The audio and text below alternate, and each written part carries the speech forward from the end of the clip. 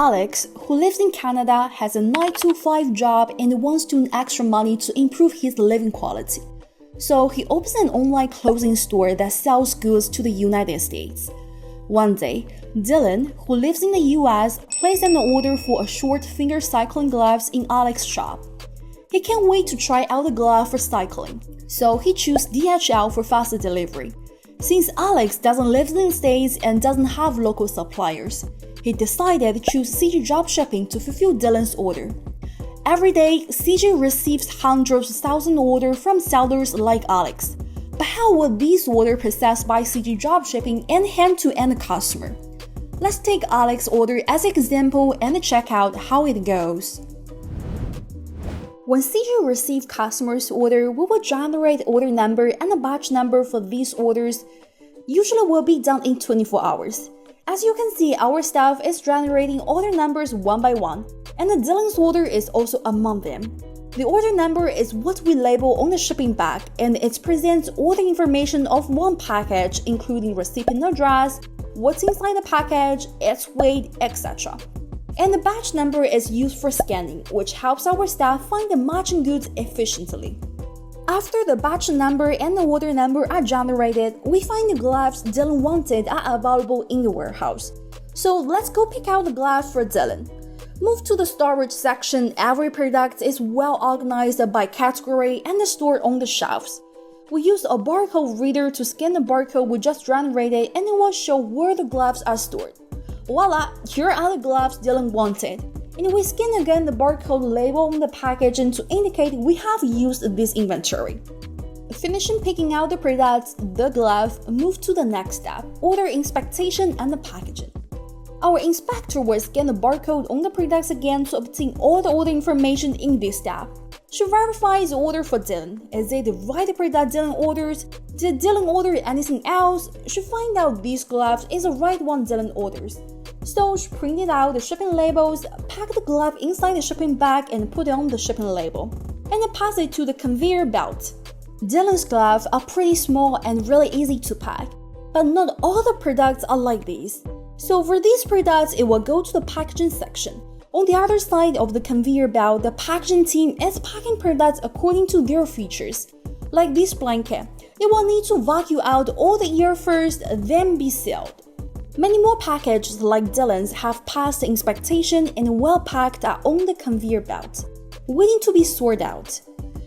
Dylan's parcel have reached the end of the conveyor belt. Someone picked it up and placed on the scale to double check the weight and the parcel size and group it to the DHL basket. This scale will automatically detect the parcel and compare the actual weight included packaging to the weight price we charged from Alex. 50 gram minus or plus difference are all acceptable.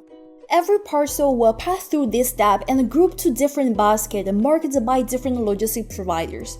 When Dylan passed the order, he chose DHL as his shipping method.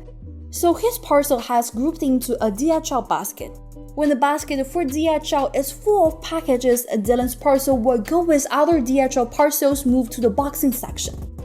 Our staff will scan the Dylan's parcel and the rest of the parcel from the box are placed in a giant box and wrapped to avoid potential damage on the road. After that, we put on the shipping labels for a whole box.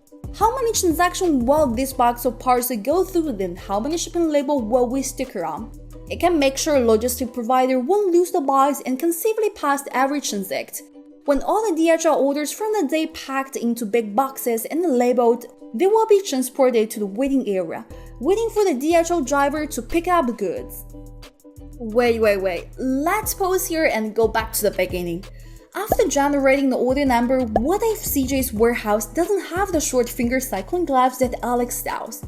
Then what will happen? Here's another scenario. Alex placed an order on CJ for Dylan. Then we generate the order number and the system finds out we don't have the gloves in stock. So procurement staff will receive a purchase list that states they need to purchase Dylan's gloves and where to buy them.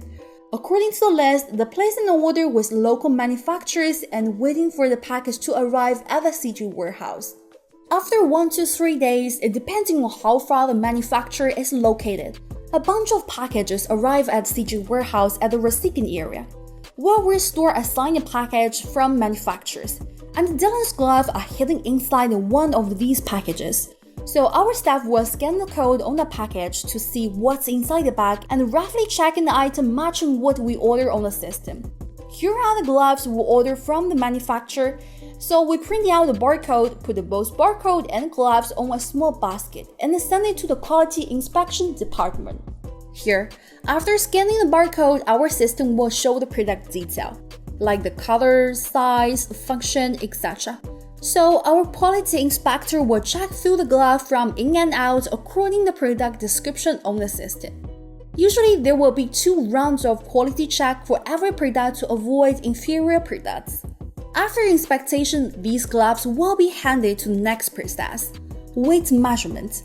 Place the glove at the scale to get the actual weight. Use a barcode reader to scan the product to find the product's system and enter the actual weight.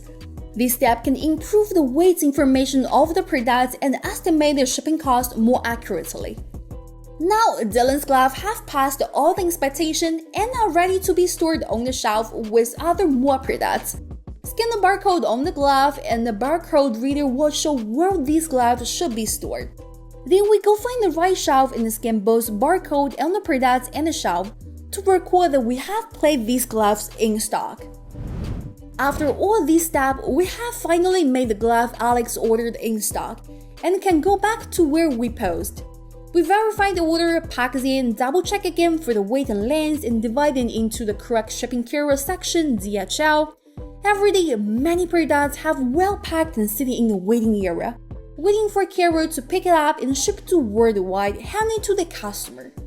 The same goes for Dylan's package, and it will be handed to him soon. 5 days after placing the order, Dylan received his favorite glove and he can't wait to try it out. Just like CJ's go dropshipping from worldwide to worldwide, and we're continuously looking for more satisfied from customer.